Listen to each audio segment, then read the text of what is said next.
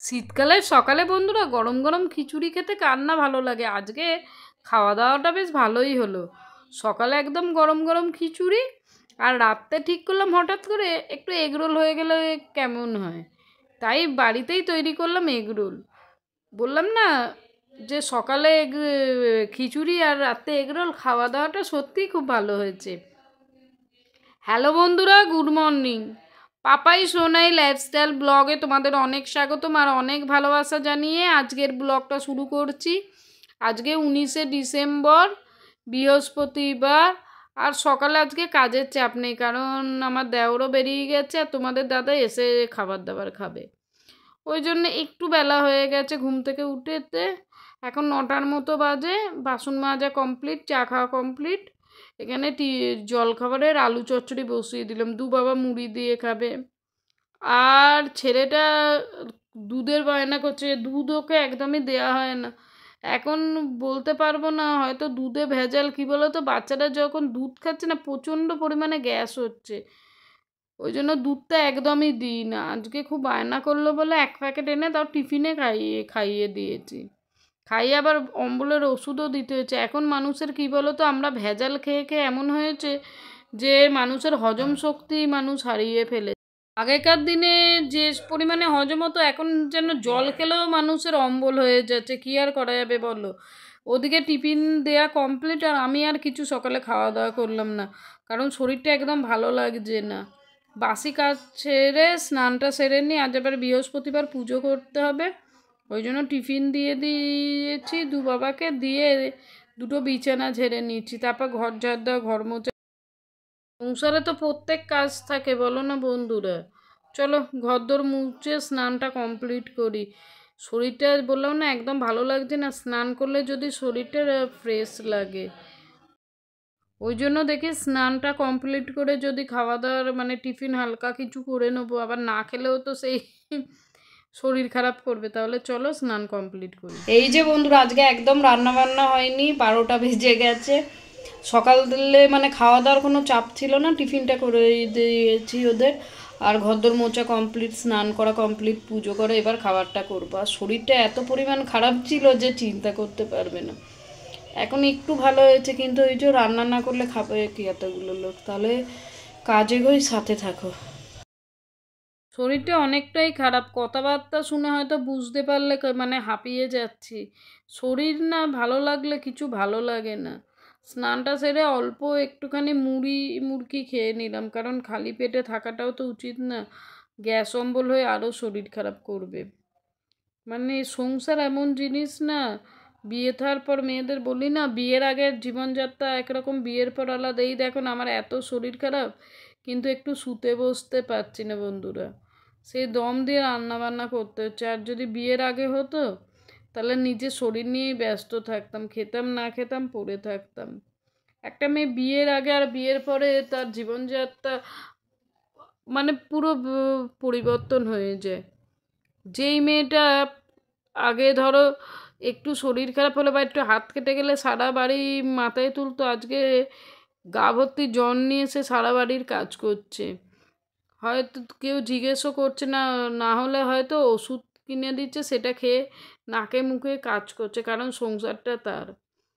যেই মেয়েটা আগে অভিমানে গাল ফুলিয়ে বসে থাকতো, সেই মেয়েটা আজকে শিখে গেছে কিভাবে চাপা কষ্টটা মানুষের সামনে লুকোতে হয়। আমাদের মেয়েদের জীবনযাত্রাটা খুবই কঠিন বন্ধুরা। মেয়েদের উদাহরণ মেয়েরা নিজেই। যেই মেয়েটা আগে ছিল যে বাড়ির নয়নমণি, আজকে সে হয়ে উঠেছে অতিথি। সে গেলে তার ব্যাগটা একপাশে রেখে দেয়া হয়। সে ইচ্ছে করেও আলমারিতে তার জামাটা আর রেখে দেয় না বা ব্যাগটা তুলে রাখে না। কবে আসবি এই কথাটা তাকে গেলেই শুনতে হয়, কারণ সে যে আজ অতিথি, তার বিয়ে হয়ে গেছে। আমাদের মেয়েদের জীবনযাত্রা যে কি, আমরা ছোট থেকেই মানে সেই মেন্টালিটি নিয়ে গড়ে উঠি যে একদিন আমাদের এই প্রিয় বাড়িটা বা আমার এই ঘরটা, যেই খাটে শুয়ে আমার রাতের পর রাত গেছে, যেই আলমারিতে আমার জামা কাপড় সযত্নে আমি গুছিয়ে রেখেছি, একদিন সব পর হয়ে যাবে। মানে বলতে বলতে আমি বাক্য হারা হয়ে যাচ্ছি, এক কথায় যাকে বলে বন্ধুরা। বললাম না, আমাদের মেয়েদের উদাহরণ আমরা নিজেরাই। আমাদের যে কি জীবন ভাবলেও অবাক লাগে। যারা মানে ছোট থেকে যাদের আপন ভেবেছি, বিয়ের পরে বলে না এক কথায় যে বিয়ে হলে সব যেন কোথায় পর হয়ে যাচ্ছে, আর যারা ছিল অজানা লোক, অচেনা লোক, সেই লোকগুলো হয়ে যায় আপন। সেই অজানা অচেনা বাড়িটাকে নিয়ে গড়ে ওঠে আমাদের মেয়েদের পৃথিবী।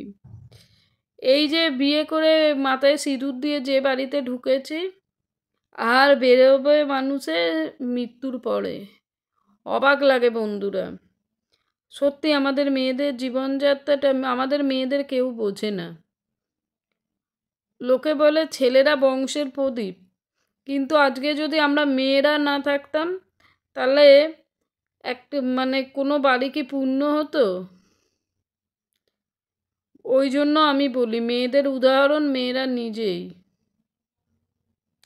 আমি তো মনে করি ছেলেরা যদি বংশের প্রদীপ হয়, আমরা মেয়েরা হচ্ছি দুটো বাড়ির প্রদীপ। আমাদের মেয়েদের কোনো বাড়ি হয় না। যখন আমাদের বিয়ে দেওয়া হয়, যৌতুক দিয়ে বিয়ে দেওয়া হয়। সেই যৌতুকটা না দিয়ে যদি আমাদের একটা ঘর দিয়ে বিয়ে দেওয়া হতো, তাহলে কেউ বলতে পারতো না এটা আমার বাড়ি, আমার ঘর, বেরিয়ে যাও। ওই যে মেয়েদের নিজেদের কোনো ঘর বাড়ি থাকে না বন্ধুরা। চলো, অনেক কথা বলে ফেললাম তোমাদের সঙ্গে। কথা বলতে বলতে এদিকে কিন্তু দুপুরের লাঞ্চের প্রিপারেশান রেডি হয়ে গেছে। ভাজাগুলো সব করা হয়ে গেছে, আর খিচুড়িও রেডি, শুধু মশলাটা দিয়ে সাঁতলে নিলাম। আর অনেকটা পরিমাণে আছে, তোমাদের দাদাও একটু করে হেল্প করছে।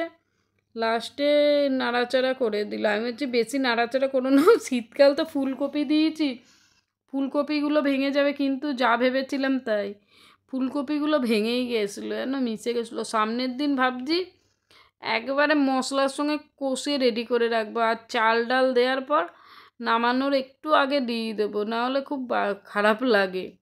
খেতে খুব টেস্ট হয়েছিল, সমস্ত সবজি পড়ে গেছে শীতের, আলু, মূলো, শিম, ফুলকপি, কড়াইশুঁটি, টমেটো, ধনেপাতা, খেতে খারাপ লাগছিল না। আর এখানে আমি খাবার বাড়তে বসে পড়েছি।